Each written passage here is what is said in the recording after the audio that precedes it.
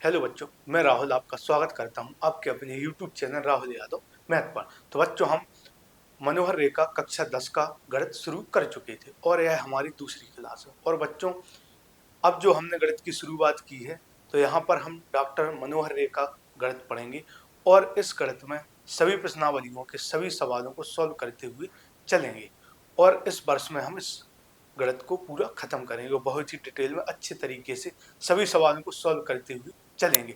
बच्चों, कोई भी क्वेश्चन छोड़ा नहीं जाएगा, ये मेरा आपसे वादा है। पिछली क्लास में भी मैंने आपसे यह बोला था और आज फिर बोल रहा हूँ। और जो भी प्रश्नावली खत्म होती है तो उसके उदाहरण लगाने की भी मैं कोशिश करूंगा कि उदाहरण भी उसके आपको सॉल्व करवाऊं। यदि हो सकता है सभी उदाहरण सॉल्व ना करवा पाऊं तो कुछ जो इम्पोर्टेंट उदाहरण बनेंगे उनको सॉल्व करवाते हुए हम चलेंगे। तो आगे बढ़ते हैं बच्चों आज की क्लास की ओर। तो कल की क्लास में बच्चों सिर्फ एक सवाल ही सॉल्व कर पाया था और आज की जो क्लास होगी वो 1 घंटे के आसपास की होगी। और अब जो भी क्लासें चलेंगी वो 1 घंटे के आसपास की ही आपको मिलेंगी क्लास। तो जो दूसरा सवाल है बच्चों, इसमें बोला गया है कि पूर्णांकों के निम्नलिखित युग्मों के एचसीएफ और एलसीएम ज्ञात कीजिए तथा इसकी जांच कीजिए कि दो संख्याओं का गुणनफल बराबर एचसीएफ गुणा एलसीएम है। तो सबसे पहले तो बच्चों हमें इसमें एचसीएफ और एलसीएम ज्ञात करना। और यहाँ पर बच्चों हम जो भी एचसीएफ और एलसीएम ज्ञात करेंगे तो सबसे पहले हमें जो दो संख्याएं दी गई हैं उनके हम अभाज्य गुणनखंड निकालेंगे। क्योंकि पिछली क्लास में मैंने आपको संख्याओं के अभाज्य गुणनखंड निकालना सिखाया कि कैसे संख्याओं के अभाज्य गुणनखंड हम निकालते हैं। तो यहाँ पर हम सबसे पहले संख्याओं के अभाज्य गुणनखंड निकालेंगे, फिर उनकी मदद से हम एचसीएफ और एलसीएम निकालेंगे। तो यहाँ पर सबसे पहले अभाज्य गुणनखंड निकाल लेंगे, फिर एचसीएफ और एलसीएम निकालना सीखेंगे। इसके बाद इसमें जांच भी करना है कि दो संख्याओं का गुणनफल बराबर एचसीएफ गुणा एलसीएम। तो सभी चीजों को यहाँ पर हल करेंगे, लेकिन सबसे पहले 26 और 91 के हम अभाज्य गुणनखंड निकालें। तो बच्चों 26 के अभाज्य गुणनखंड निकालें तो 26 को काटेंगे बच्चों तो 2 से कटेगी संख्या, 2 से 13 बार कटेगी क्योंकि 13 दूनी 26 हो जाएगा। और फिर 13 से कटेगी, 13 एकम 13। तो इस प्रकार जो हमने 26 को काटा, सबसे पहले 2 से काटा फिर 13 से। इसी प्रकार से हम 91 को काटेंगे। तो बच्चों यहाँ जो संख्या है वो 2, 3, 4 इन किसी भी संख्याओं से नहीं कटेगी। यह डायरेक्ट बच्चों 7 से संख्या विभाजित होगी क्योंकि 13 सत्ते 91 होगा और 13 एकम 13। तो सबसे पहले तो 26 के अभाज्य गुणनखंड निकाले, 2 और 13 आए, और 91 के गुणनखंड निकाले जो कि 7 और 13 आए। तो यहाँ पर हम नीचे लिखेंगे। तो बच्चों जो 26 के हमने अभाज्य गुणनखंड निकाले वो आए 2 गुणा 13। तो है तो 26 के अभाज्य गुणनखंड, और 91 के जो अभाज्य गुणनखंड आए वो आए बच्चों 7 गुणा 13। जो है तो 26 के अभाज्य गुणनखंड है और यह 91 के अभाज्य गुणनखंड है। अब बच्चों हमें इसमें एचसीएफ और एलसीएम निकालना है। वैसे एचसीएफ और एलसीएम निकालने की एक दूसरी विधि भी है जो कि हम छोटी क्लासों में पढ़ते आए, लेकिन यहाँ पर हम संख्याओं के अभाज्य गुणनखंड निकालेंगे फिर एचसीएफ और एलसीएम निकालेंगे। तो यह तो 26 के अभाज्य गुणनखंड हो गए और यह 91। तो बच्चों सबसे पहले हम एचसीएफ निकालेंगे इनका, कि इनका जो एचसीएफ है वो क्या होगा। तो इनका एचसीएफ हम इस तरफ निकालेंगे। तो इसका जो बच्चों एचसीएफ होगा वो होगा, इन दोनों में हमें देखना है कि कॉमन कौन आ रहा है। कॉमन का मतलब है कि ऐसी संख्याएं जो ऊपर भी आ रही है और नीचे भी आ रही है। जो कॉमन होगा, जो दोनों में मिल रहा होगा, वही हमारा एचसीएफ होगा। तो देखें बच्चों, तो 13 ऊपर भी आया है और 13 नीचे भी आया है। 13 ऊपर भी आया है और 13 नीचे भी आया है, इसीलिए जो हमारा एचसीएफ हो जाएगा वो 13 हो जाएगा, क्योंकि 13 ऊपर भी है और 13 नीचे भी है। तो हमारा जो एचसीएफ है वो 13 हो जाएगा। तो एचसीएफ कैसे निकालेंगे, तो हमने दो संख्याओं के अभाज्य गुणनखंड निकाले, हमें देखना है कौन में कौन सी संख्या है जो कॉमन है, जो दोनों जगह आ रही है। तो देखते हैं कि 13 है वो भी ऊपर आ रही है और 13 नीचे भी आ रही है। एक बार यहाँ पर भी हो, एक बार यहाँ पर भी है, तो एक बार है कॉमन आ गई, तो एचसीएफ है वो 13 हो जाएगा। दो देखें तो 2 ऊपर है लेकिन नीचे 2 नहीं है, 7 नीचे है लेकिन ऊपर नहीं, तो एचसीएफ है वो 13 आ जाएगा। अब बच्चों एलसीएम कैसे निकालेंगे। एचसीएफ में तो हमने देख लिया जो हमारी कॉमन संख्या होगी जो मैच कर रही होगी, जितनी बार ऊपर आई और जितनी बार नीचे, वही हमारा एचसीएफ हो जाए। जैसे यदि यह 13 2 बार ऊपर आई होती और 2 बार नीचे, तो एचसीएफ 13 गुणा 13 हो जाता। तो हमें देखना है कितनी बार यह संख्याएं ऊपर नीचे मिल रही है। तो ऊपर एक बार 13 आई और एक बार नीचे 13, तो एचसीएफ 13 आ गया। यदि कोई संख्या ऊपर 4 बार आ रही है, नीचे भी 4 बार, तो उनका 4 बार गुणा करके लिख देंगे, वो एचसीएफ। जितनी बार ऊपर आ रही है और जितनी बार नीचे आ रही है, कॉमन मिल रही, तो वह हमारी एचसीएफ हो जाए। जैसे यदि ऐसा होता है कि ऊपर 13 गुणा में 2 बार आ रहा है लेकिन नीचे 1 बार, तो मिल कितनी बार रही है वह संख्या जो दोनों जगह आ रही है, वो मिल कितनी बार रही है। तो यहाँ पर तो 2 बार आती और यहाँ पर 1 बार आ रही है, तो हम देखते हैं कि जो मैच हो रही है वो 1 बार ही हो रही है। तो यहाँ पर जो एचसीएफ आएगा वो 13 आएगा। अब एलसीएम कैसे ज्ञात करेंगे बच्चों? तो एलसीएम में हमें सभी संख्याओं को लिखना होता है, चाहे वो मिल रही हो कॉमन में या ना मिल रही। तो 2 है, 2 भी आएगा, 7 भी आएगा और 13 भी आएगा। तो यह जो लासा है एलसीएम निकालेंगे, तो एलसीएम में सभी संख्याओं का गुणा होगा, जो मिल रही है वो भी आएगी, जो नहीं मिल रही है वो भी आएगी। तो यहाँ पर सभी संख्याओं को लिखेंगे, तो 2 भी आएगी, 7 भी आएगी, 13 भी आएगी। लेकिन 13 एक बार ही आएगी। आप सोचे कि एक बार ऊपर आ रही 13 संख्या, एक बार नीचे, तो हम 2 अलग बार लिखें? नहीं, क्योंकि यह दोनों जगह एक ही बार आ रही, तो इसीलिए हम यहाँ पर भी इसको एक ही बार लिखेंगे। यदि यह 2 बार आती तो 2 बार लिखते, लेकिन यह 2 बार संख्या कहीं नहीं आ रही है, ऊपर भी एक बार है 13 और नीचे भी एक ही बार है। तो बच्चों इसीलिए इस 13 को भी हम एक बार लिखेंगे। तो जो एलसीएम निकल कर आ जाएगा, तो 2 का गुणा 7 में करेंगे तो 2 सत्ते 14 गुणा 13, 13 का गुणा 14 में करेंगे तो 13 चौके 52, 5 हासिल लग जाएगी, 13 एकम 13 और 5 18 हो जाएगा। तो इसका जो एलसीएम निकल कर आ जाएगा वो बच्चों 182 आ जाएगा और एचसीएफ है वो 13 है। तो यहाँ पर सबसे पहले तो हमने 26 की आवाज गुणनखंड निकाली, इसके बाद 91 की आवाज गुणनखंड निकाले, फिर एचसीएफ निकाला उनकी मदद से और एलसीएम। अब हमें यहाँ पर सिद्ध करना है कि दो संख्याओं का गुणनफल बराबर एचसीएफ गुणा एलसीएम। दो संख्याओं का गुणनफल बराबर, यहाँ पर हमें यह सिद्ध करना है कि दो संख्याओं का गुणनफल बराबर एचसीएफ गुणा एलसीएम। तो बच्चों वो दो संख्याएं कौन सी थी? तो वो दो संख्याएं थी 26 और 91। तो एक तरफ 26 और 91 का गुणा कर दे, क्योंकि यहाँ पर दो संख्याओं का गुणनफल हो रहा है, पहली संख्या थी और दूसरी संख्या थी, बराबर है एचसीएफ गुणा एलसीएम। तो एचसीएफ आया 13 और जो एलसीएम है वो 182 आया। तो हमें सिद्ध करना है कि दो संख्याओं का गुणनफल, तो यहाँ पर जो दो संख्याएं थी वो एक 26 और दूसरी 91, बराबर एलसीएम एचसीएफ गुणा एलसीएम। तो एचसीएफ 13 है और एलसीएम यहाँ पर 182 है। अब यहाँ पर हम गुणा करेंगे इनका, तो 13 का गुणा करेंगे 2 में, 13 दूनी 26 आ जाएगा, हासिल 2 लग जाएगा। और 13 को गुणा 8 में करेंगे तो 13 अट्ठे 104 आ जाएगा, क्योंकि 8 3 24, 8 1 8 2 10 होता है। तो 13 अट्ठे 104 की 4 लिख देंगे, 10 13, 13 दूनी 26 आ गया और 2 हासिल जुड़ गई, 13 दूनी 26 और 2 हासिल जुड़ गई। अब 13 अट्ठे 104 और 2 हासिल जोड़ेंगे तो 106 आएगा, तो 106 के यहाँ पर 6 आएगा, 10 हासिल लग जाएगा।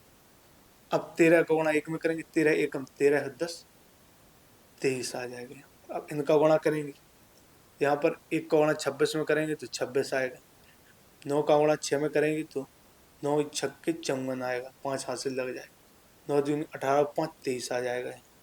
जोड़ेंगे तो 6 4 और 2 6, 2366 इस तरफ भी आया और 2366 इस तरफ भी आया, तो इस तरफ भी 2366 और यहाँ पर भी 2366।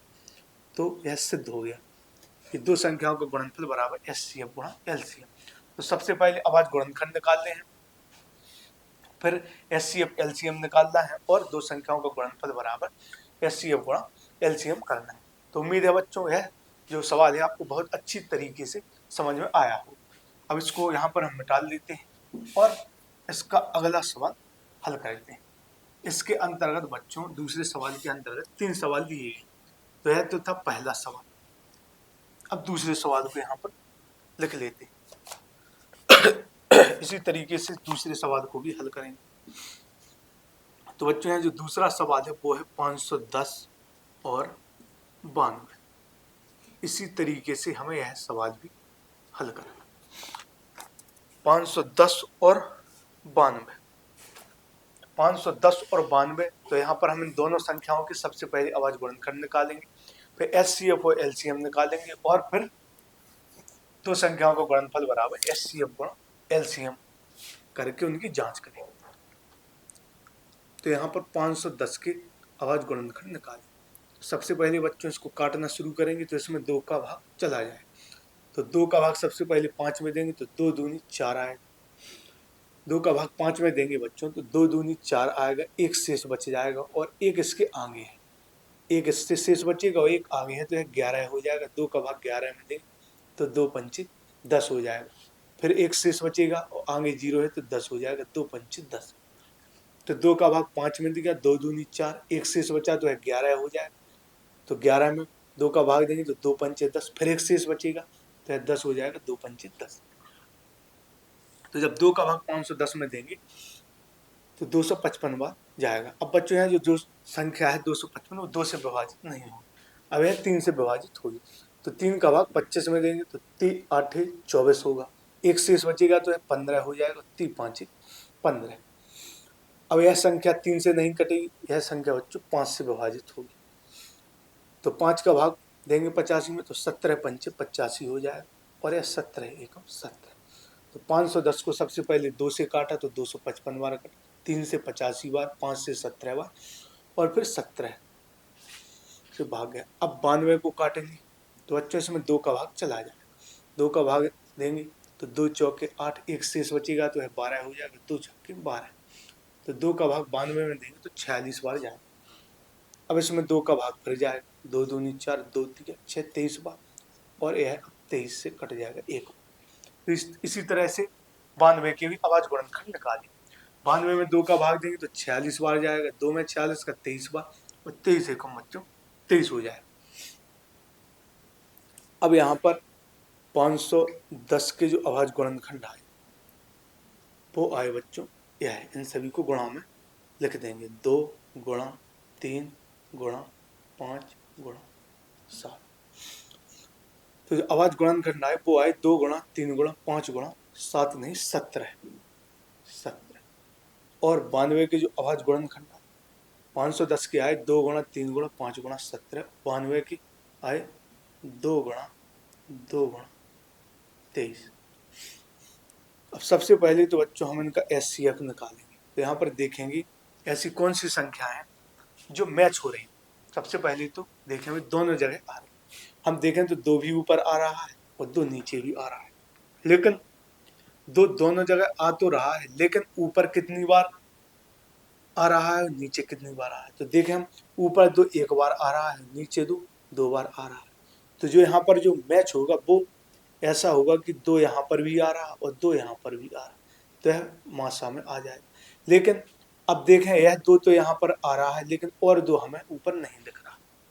यह 2 तो आपस में मिल गए कि ऊपर भी 1 2 आ रहा और 1 2 नीचे भी आ रहा, तो यह 2 आ गया। इसीलिए हम इसमें गोला लगा रहे हैं, क्योंकि 1 2 ऊपर भी आ रहा 1 2 नीचे भी आ रहा, तो यह एचसीएफ में आ गया। लेकिन अब आगे देखें तो 1 2 यहाँ पर और तो आ रहा, लेकिन बच्चों और कोई भी 2 ऊपर नहीं आ रहा, तो अब कोई भी 2 मैच नहीं हो रहा।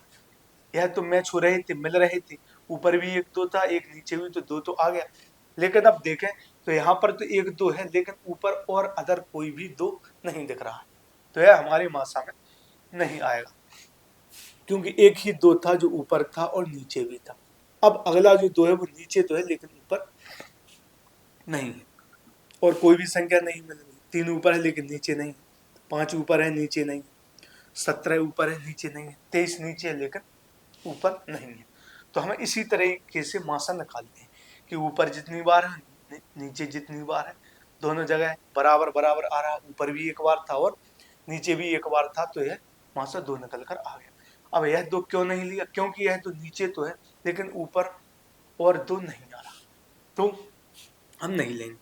तो हमारा एचसीएफ है वो 2 आ गया। अब हम एलसीएम निकालेंगे। तो बच्चों एलसीएम जब निकालते हैं तो जो संख्या मिल रही हो या ना मिल रही हो, हमें सभी संख्याओं को लिखना होता है। तो बच्चों जो संख्या नहीं मिल रही है वो तो एक बार हम उनको लिख दें।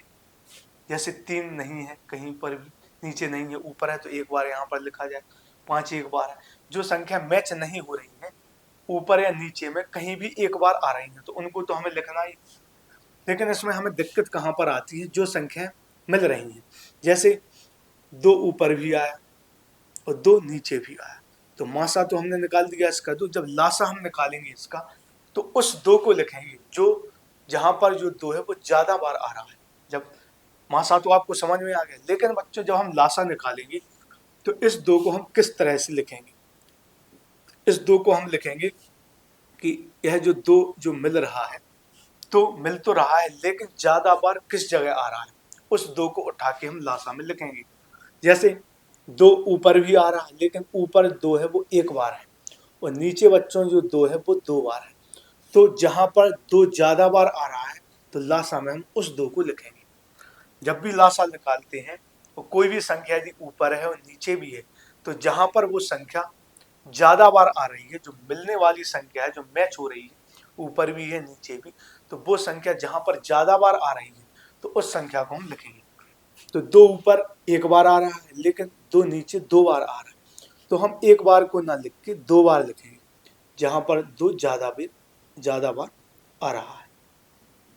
तो यहाँ पर है ज्यादा बार आ रहा है, ऊपर एक बार नीचे 2 बार, तो 2 गुणा 2 लिखेंगे। और जो नहीं मिल रही उन सभी को तो लिखना ही। 3 भी लिखेंगे, 5 भी लिखेंगे, 17 भी लिखेंगे और 23 भी यहाँ पर हम लिखेंगे। तो 2 ज्यादा भी नीचे आया, 2 गुणा 2 लिखा, 3, फिर 5 भी आएगा, 17 भी आएगा और 23 भी आएगा। अब हम इन सभी संख्याओं को गुणा कर लेते हैं। तो 2 दूनी 4 होगा, 4 ती 12 होगा, 12 पंचे 60 होगा। 2 दूनी 4 ती 12 पंचे 60 आएगा। तो 2 गुणा 2 4 का गुणा 3 में किया 12, 12 पंचे 60। तो इन 4 संख्याओं को गुणा कर 60 आया। अब यहाँ पर 17 और 3 का गुणा करेंगे, यहाँ पर ऐसे ही लिख दो, 17 गुणा 23। 2 दूनी 4 ती 12 पंचे 60 आया, और 17 और 23। अब 60 और 17 का गुणा कर देते हैं। तो 17 का गुणा 0 में करेंगे तो 0 आएगा। अब 17 का गुणा 6 में करेंगे तो यह पहले तो 0 में किया तो 0 आया। अब 17 का गुणा 6 में करेंगे तो 6 7 42 आएगा, 6 और 4 10 102। 17 छक्के बच्चों 102 होगा। 0 आया, फिर 6 का गुणा 7 में किया, 6 7 42, हासिल 4 लगी, 6 एकम 6 और 4 10 हो गया, या 17 छक्के 102। तो इनका गुणा किया तो 1020 निकल कर आया। अब इसमें 23 का गुणा करेंगे। 23 का गुणा करेंगे तो 23 का गुणा 0 में करेंगे तो 0 आएगा। 23 का गुणा 2 में करेंगे तो 23 दूनी 46 आएगा। 23 का गुणा 1 में करेंगे तो 23 आएगा। तो सबसे पहले तो बच्चों 23 का गुणा 0 में किया तो 0 आया। फिर 23 दूनी 46, तो 46 के पूरे 46 लिख देंगे क्योंकि आगे 0 है। तो 23 एकम 23, तो काई दहाई सैकड़ा हजार 10,000, तो 23,460 आ गया, जो कि हमारा एलसीएम आया। तो यहाँ पर हम लिख देंगे जो भी हमारा एचसीएफ है वो 2 आया, और जो एलसीएम है वो आया 23,460। अब हमें यहाँ पर जांच करनी। अब जो है वो हमें यहाँ पर जांच करनी है। एचसीएफ है वो हमारा 2 आया, और जो एलसीएम है वो आया 23,460। तो अब हमें यहाँ पर इनकी जांच भी करनी है कि 2 संख्याओं का गुणनफल बराबर मासा गुण लासा। तो यहाँ पर जांच करनी है कि दो संख्याओं का गुणनफल बराबर करना है एचसीएफ गुणा एलसीएम। तो यहाँ पर 2 संख्याओं का जो गुणनफल है वो एचसीएफ हो गुणा एलसीएम के बराबर आना चाहिए। तो पहली जो संख्या है बच्चों वो है 510 गुणा दूसरी जो संख्या है वो 92। पहली जो संख्या है 510 गुणा 92, दूसरी संख्या 92, और एचसीएफ आया 2 और एलसीएम आया 23,460, 23,460। अब 2 का गुणा हम इसमें करेंगे तो 0, 2 छक्के 12 आएगा, 2 चौके 8 और 1 9 आएगा, 2 तिया 6 और 2 दूनी 4। 2 का गुणा 0 में किया 0, 2 का गुणा 6 में किया तो 12 आया, 1 हासिल लगी, 2 चौके 8 और 1 9, 2 तिया 6 आएगा, 2 दूनी 4। अब बच्चों 510 और 92 का गुणा करेंगे तो 2 का गुणा 0 में 0, 2 एकम 2 और 2 पंचे 10 आ जाएगा। अब 9 का गुणा करेंगे तो 0, 9 एकम 9, 9 पंचे 45 करेंगे तो 0, 2, 9, 5 1 6, तो यहाँ पर भी 46,920 आया और इस तरफ भी 46,920 आया। तो यह यहाँ पर इनकी जांच हो गई। जिस तरह से पहले सवाल को सॉल्व किया तो इसी तरह से दूसरे सवाल को सॉल्व किया। बच्चों, इस दूसरे सवाल के अंतर्गत 3 सवाल थे, तो 2 सवाल यहाँ पर हमने सॉल्व किए। अब तीसरे सवाल को और सॉल्व करके देख लेते हैं। तो बच्चों, जो तीसरा सवाल है वो है 336 और 54, 336 और 54। तो यहाँ पर सबसे पहले हमें यहाँ पर भी बच्चों हमें दोनों संख्याओं के अभाज्य गुणनखंड निकालना है। इसके बाद एचसीएफ एलसीएम निकालेंगे और जांच करेंगे। तो यहाँ पर बच्चों सबसे पहले 336 के अभाज्य गुणनखंड निकालें तो यह संख्या 2 से कट जाएगी, तो 2 का भाग देंगे। 2 का भाग सबसे पहले 3 में देंगे तो 2 एकम 2 आएगा। जिस तरह से हमने पिछले 2 सवालों को हल किया, इसी तरह से इस तीसरे सवाल को भी हल करेंगे। अभाज्य गुणनखंड निकालेंगे सबसे पहले, फिर एचसीएफ और एलसीएम। तो 2 का भाग 3 में देंगे तो 2 एकम 2 जाएगा, 2 एकम 2 होगा, 3 में से 2 जाएगा तो 1 शेष बचेगा, तो 13 हो जाएगा। तो 2 छक्के 12 हो जाएगा, फिर 1 शेष बचेगा तो 16 हो जाएगा, 2 अट्ठे 16। 2 का भाग 3 में दिया तो 2 एकम 2, 1 शेष बचा 13 हो गया, 2 छक्के 12, फिर 1 शेष बचा तो 2 अट्ठे 16। अब 2 से यह संख्या फिर कटेगी तो 2 का भाग 16 में देंगे, 2 अट्ठे 16 हो जाएगा, 2 चौके 8। यह संख्या फिर 2 से कटेगी बच्चों, तो 2 चौके 8 हो जाएगा, 2 दूनी 4, 2 चौके 8, 2 दूनी 4, फिर 2 से कटेगी, 2 दूनी 4, 2 एकम 2। अब यह संख्या बच्चों 3 से कटेगी, 3 सत्ते 21, 7 एकम 7। तो सबसे पहली बच्चों है संख्या 2 से काटी तो 168 बार, फिर 2 का भाग 168 में दिया तो 2 अट्ठे 16, 2 चौके 8, 84 बार गया। 2 का भाग 84 में दिया तो 42 बार गया, फिर 2 से 42 को काटा तो 21 बार गया, फिर 3 से काटा, फिर 7 से। तो इस प्रकार से बच्चों 336 के अभाज्य गुणनखंड हो गए। अब हमें 54 के अभाज्य गुणनखंड निकालना है, तो यह भी 2 से संख्या कट जाएगी। 2 से काटेंगे तो 27 बार, क्योंकि 27 दूनी 54 हो जाएगा। अब 3 से काटेंगे, 3 नम्मे 27, 3 से फिर काटेंगे, 3 तिया 9 हो जाएगा, 3 एकम 3 हो जाएगा। तो 2 से 27 बार कटा, 3 से 9 बार, 3 से फिर 3 बार, 3 एकम 3 बार।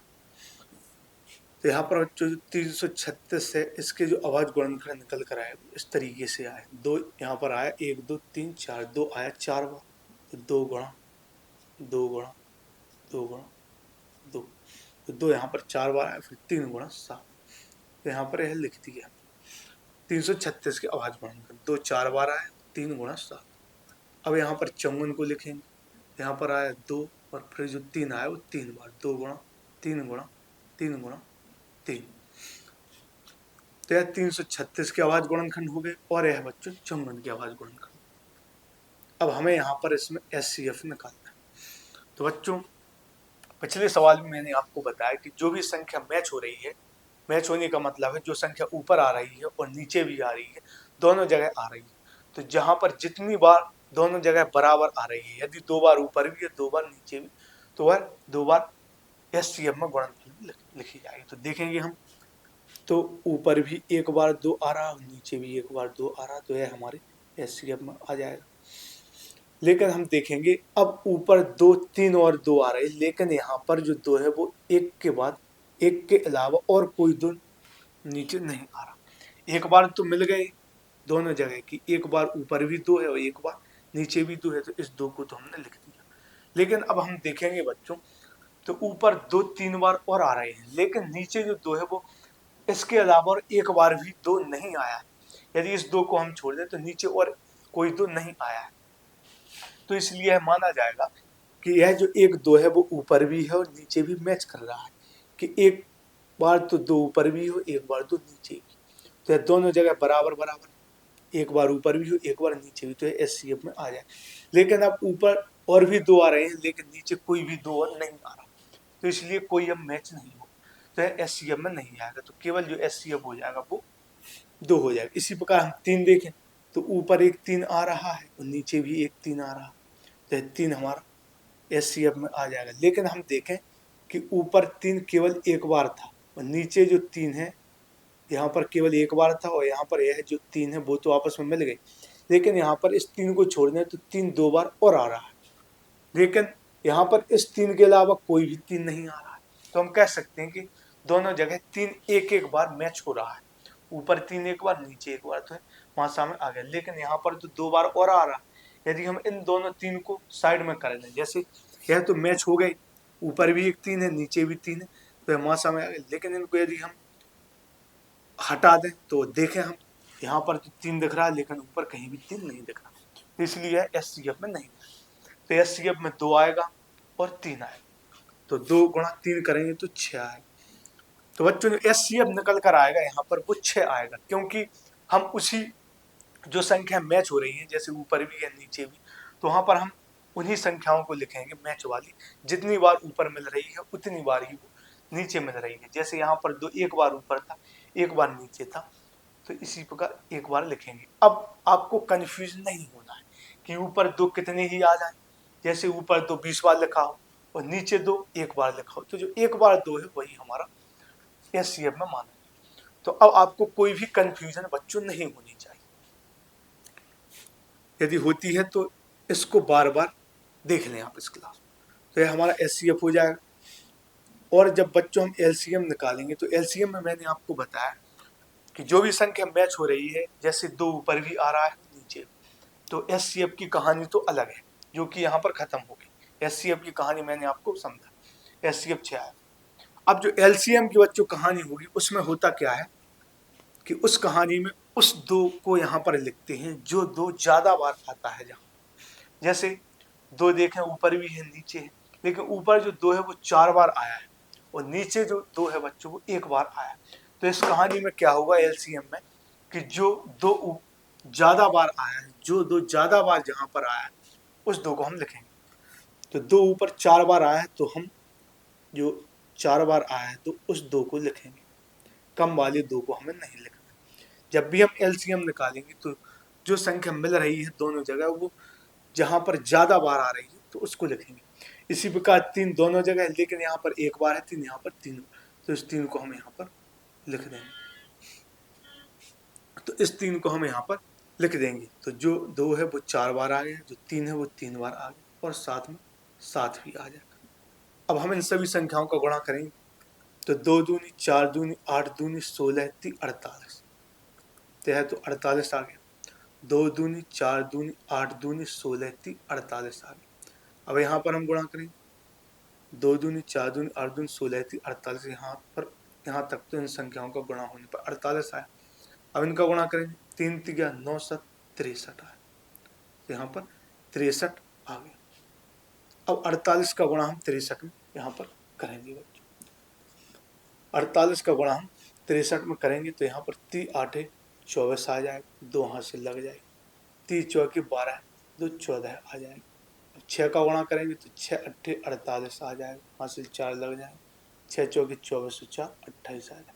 एक बार फिर गुणा करके देख लेते हैं तो 3 8 24, 2 हाथ से लगी। 3 8 24 की 4, 2 हाथ से लगी। 3 चौके 12 तो 14, 6 8 48, 4 हाथ से लगी। 6 चौके 24 4 8, तो 4 आ गया। 8 4 12, 4 8 6 12, 8 1 9 1 10, 2 1 3, तो इन दोनों को गुणा करेंगे तो 3024 निकल कर आएगा। तो बच्चों जो लासा आया वो 3024 और जो एचसीएफ निकल कर आया वो 6 आया। यहाँ पर हम लिख देंगे जो हमारा एचसीएफ आया वो 6 आया और जो एलसीएम आया वो आया बच्चों 3024। अब हमें इसकी जांच करना है तो जांच कर देंगे हम। यहाँ पर अब हमें इसकी जांच करना है, तो जांच में बच्चों 2 संख्याओं का गुणनफल बराबर निकालना है एचसीएफ गुणा एलसीएम। तो यहाँ पर एक तरफ तो दोनों संख्याओं का गुणा करेंगे तो 336 गुणा 54 करेंगे, 336 गुणा 54 करेंगे। और बच्चों दूसरी तरफ करेंगे एचसीएफ गुणा एलसीएम, तो एचसीएफ 6 आया गुणा एलसीएम आया 3024। तो 6 का गुणा इसमें करेंगे तो बच्चों 6 चौके 24 आ जाएगा, 24 के 4 और हाथ से लग जाएगा 2, 6 चौके 24 के 4 होगा, 2 हाथ से लगेंगे, 6 दूनी 12 में 2 जुड़ेंगे तो 14 के 14 पूरे आ जाएंगे, क्योंकि आगे 0 है, पूरे 14 लिख देंगे, 6 तिया 18, तो 6 चौके 24 हासिल 2 लगे, 6 दूनी 12 2 14 और 6 तिया 18, झगड़ा है 10,000, तो यहाँ पर 18,144। तो इस तरफ भी यही संख्या आनी चाहिए। गुणा करेंगे तो 4 6 24 आ जाएगा, 2 हाथ से लगे, 4 ती 12 2 14, 1 हाथ से लगे, 4 ती 12 1 13। अब 5 का गुणा करेंगे तो 5 छक के 30 हो जाएगा, 3 हाथ से लगे, 5 ती 15 3 18, 1 हाथ से लगे, 5 ती 15 1 16, जोड़ेंगे इनको तो 4 4 8 3 11, 6 1 7 1 8, 4 और 4 8 3 11, 6 1 7 1 8, तो यहाँ पर 18,144 और यहाँ पर भी 18,144, तो दोनों बराबर है, तो सत्यता की है जांचो। तो बच्चों यह जो दूसरे नंबर वाला सवाल है वो यहाँ पर कंप्लीट होता है। जो दूसरा सवाल था उसके अंतर्गत 3 सवाल दिए गए थे, जिसमें हमें सबसे पहले एचसीएफ और एलसीएम निकालना था और सत्यता की जांच करनी थी। और जो भी हमने बच्चों एचसीएफ और एलसीएम निकाले वो अभाज्य गुणनखंड विधि से निकाले, क्योंकि इससे पहले पिछली क्लास में हमने आपको अभाज्य गुणनखंड निकालने सिखाए कि कैसे संख्याओं के अभाज्य गुणनखंड निकालते हैं। बच्चों अगले सवाल की ओर बढ़ते हैं। तो अब हमारा जो सवाल है वो तीसरा सवाल है। तो देखते हैं बच्चों तीसरा सवाल में क्या पूछा गया। तो इसमें पूछा गया है कि अभाज्य गुणनखंड विधि से अभाज्य गुणनखंड, इसमें पूछा गया है अभाज्य गुणनखंड विधि द्वारा, अभाज्य गुणनखंड विधि द्वारा निम्नलिखित पूर्णांकों के अभाज्य गुणनखंड विधि द्वारा निम्नलिखित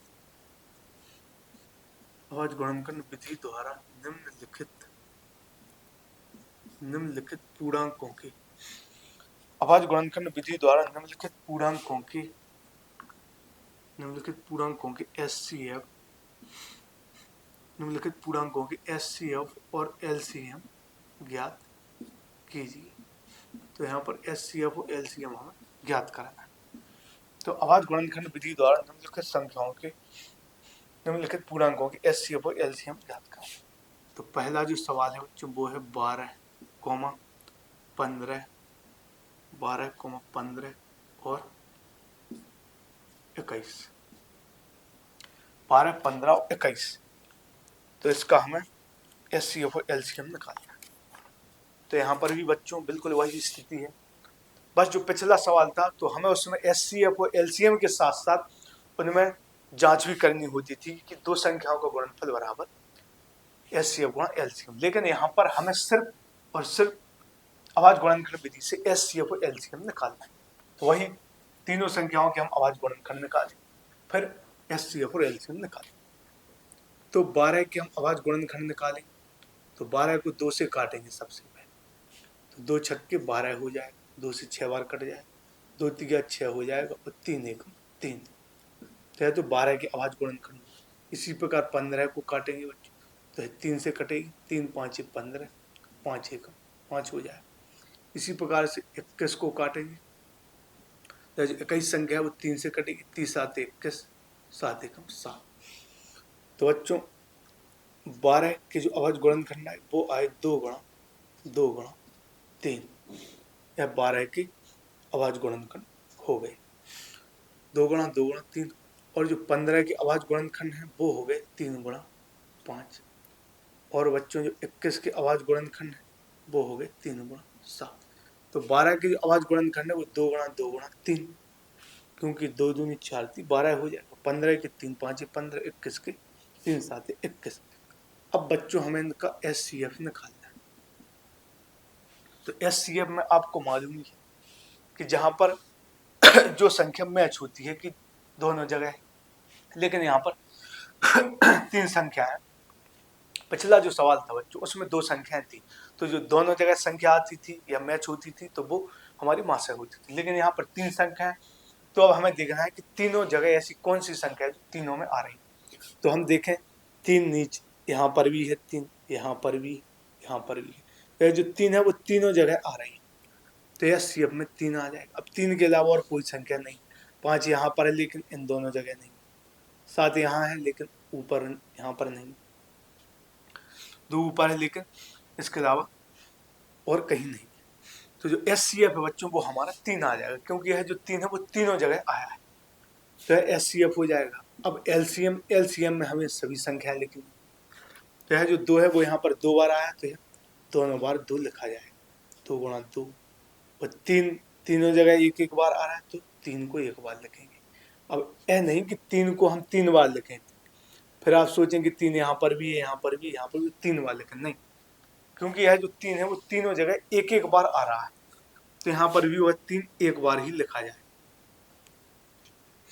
ऐसा नहीं कि तीन बार लिखने, यदि एक साथ कहीं, जैसे एक साथ कहीं जो तीन है वो तीन बार आता, तब हम जाकर उसको तीन बार लिखते, लेकिन तीनों जगह एक एक बार आया है, भले ही वह तीनों जगह अलग अलग तीन है, लेकिन तीनों जगह एक ही बार आया है। यहाँ पर भी तीन एक बार है, यहाँ पर भी तीन एक बार, यहाँ पर भी तीन एक बार है, तो एलसीएम में भी वो हम एक ही बार लिखेंगे। यदि दो बार आता कहीं तो फिर दो बार लिखेंगे। तो एलसीएम में दो गुणा दो लिखेंगे, तीन आएगा, गुणा पांच आएगा, गुणा सात आएगा। तो एलसीएम में दो गुणा दो गुणा तीन गुणा पांच गुणा सात। अब गुणा करें हम, दो का गुणा दो में दो दूनी चार, तीन बारह, पंचे 60, तो इन चार संख्याओं का गुणा किया तो 60 आया, दो दूनी चार, तीन बारह, पंचे 60, इसका गुणा सात में करेंगे, सात छक्के 42 होगा, तो 420 निकल कर आ जाए। तो एस सी एफ है बच्चों वो तीन आ जाएगा, और एलसीएम है वो 420 आ जाएगा। तो यहाँ पर इस सवाल को हल किया, और यहाँ पर भी इसमें तीन सवाल है, तो इन तीनों सवालों को भी हम सॉल्व करेंगे। बस बच्चों जरूरत है तो कंटिन्यू क्लास के साथ जुड़े रहने की और अपना रिवीजन करने की, क्योंकि अभी मैंने गणित की शुरुआत की है, और जितने सवाल बच्चों में यहाँ पर सॉल्व करवा रहा हूँ उन सभी का आप एक एक बार रिवीजन भी करते जाएंगे साथ साथ। जो ही क्लास आपने कंप्लीट की इसके तुरंत बाद उनका रिवीजन कर लीजिए, तो आप देखेंगे कि धीरे धीरे आपको सभी टॉपिकों में सभी सवाल आपसे बनते जा रहे हैं, सीखते जा रहे हैं। जो भी सवाल में आपको प्रॉब्लम होती है तो क्लास को फिर से एक बार देख, फिर भी समझ में नहीं आता तो दो बार देख ले, तीन बार, क्योंकि ऑनलाइन में हमें यही फायदा है कि एक क्लास को जितनी बार चाहे उतनी बार हम देख सकते हैं और अपना रिवीजन करते जाएंगे। बस कम पढ़ाएं बच्चों, लेकिन रोज पढ़ाएं, हमें रोज पढ़ना पड़ेगा। ऐसा नहीं कि एक दिन तो हमने 10 घंटे पढ़ लिया फिर दूसरे दिन से हमने पढ़ा है, तो ऐसे काम नहीं चलेगा। रोज आप लोग अपना नियम बना लीजिए और एक क्लास डेली आप देखिए और उसका रिवीजन करते जाइए। अब बच्चों जो दूसरा सवाल है वो है 17, 23 और 29 और 29, तो हमें इनके एचसीएफ और एलसीएम लिखा। तो बच्चों देखेंगे हम 17 है वो संख्या जो किसी से नहीं कटेगी, स्वयं से कटेगी, 17 एकम 17। इसी प्रकार 23 ऐसी संख्या जो और किसी से नहीं कटेगी, स्वयं 23 से ही कटेगी। जो 23 संख्या है वो स्वयं 23 से ही कटेगी, 23 एकम 23 हो जाएगा। इसी प्रकार जो 29 संख्या है वो स्वयं 29 से कटेगी। तो यहाँ पर बच्चों जो संख्या लिखी गई है 17, 23 और 29, तो ये संख्याएं बच्चों अभाज्य संख्या है। अब आप सोच रहे होंगे कि अभाज्य संख्या क्या होती है, तो बच्चों अभाज्य संख्या ऐसी होती है जिनमें स्वयं और एक को छोड़कर और किसी संख्या का भाग नहीं जाता है, वो अभाज्य संख्या होती है। और जिनमें स्वयं और एक को छोड़कर और किसी संख्या का भाग यदि चला जाता है तो वो भाज्य संख्या होती है। आगे मैं आपको समझाऊंगा। तो यहाँ पर सिर्फ यही समझना है कि जो संख्या दी गई वो अभाज्य संख्या है। अभाज्य संख्या का मतलब है इनमें एक छोड़ दें और यह स्वयं संख्या छोड़ दें, तो इनके अलावा किसी संख्या का इसमें भाग नहीं जाए, यह एक से विभाजित होगी या स्वयं से, इसके अलावा किसी से इसमें भाग नहीं जाए। तो 17 को हम ऐसा लिख देंगे 17 गुणा 1, क्योंकि 17 गुणा 1 में करेंगे तो 17 आएगा। इसी प्रकार हम 23 को लिख देंगे तो 23 गुणा 1, 23 एकम 23 होगा। इसी प्रकार हम 29 को लिख देंगे 29 गुणा 1, क्योंकि बच्चों यदि हम देखें इसमें तो 17, 23 और 29 में कोई भी संख्या कॉमन नहीं है। 17 यहाँ है लेकिन दोनों जगह नहीं है, 23 यहाँ है तो इन दोनों जगह नहीं है, 29 नीचे है तो ऊपर दोनों जगह नहीं।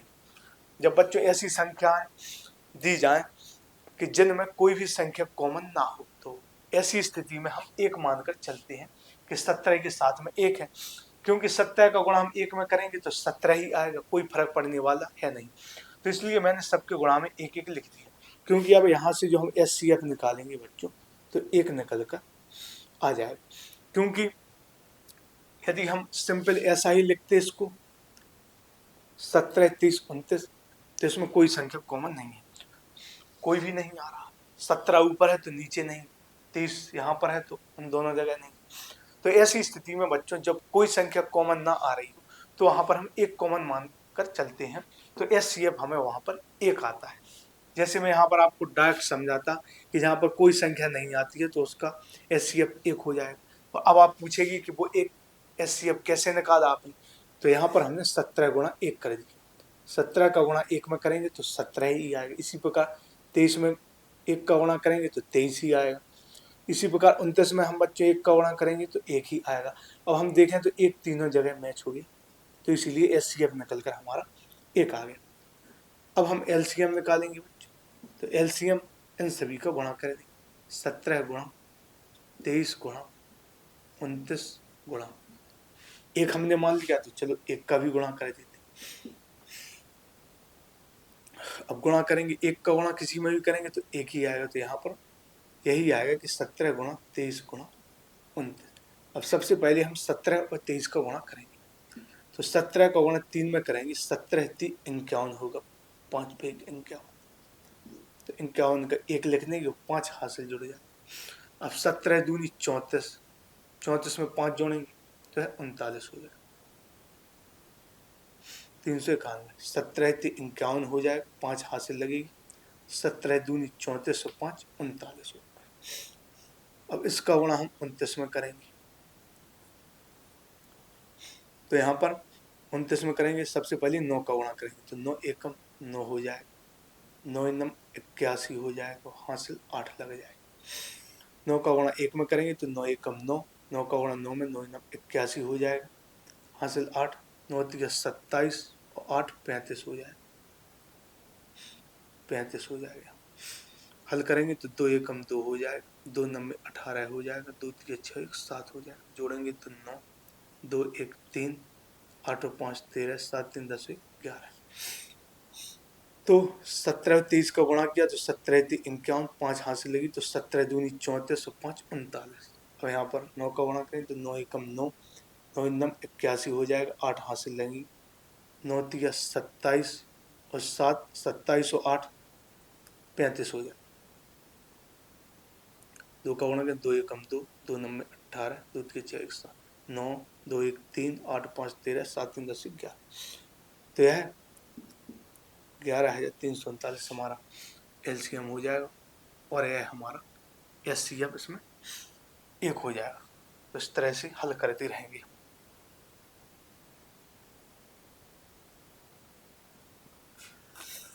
तो बच्चों अब इस सवाल को यहाँ पर मिटा देंगे। अब इसका तीसरा सवाल हम हल करें। इसका जो तीसरा सवाल है, तो इसका बच्चों जो तीसरा सवाल है वो है 8, 9, 25। 8, 9, 25।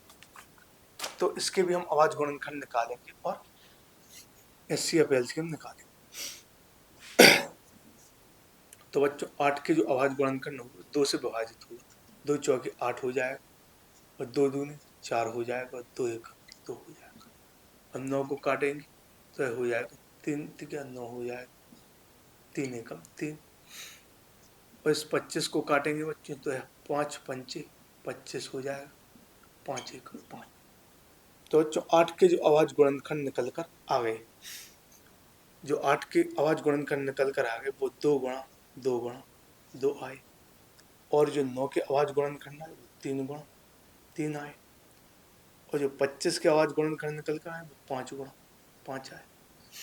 तो इन सब में देखें यहाँ पर 2 है, यहाँ पर 3 है, यहाँ पर 5, तीनों जगह अलग अलग मान दिए गए।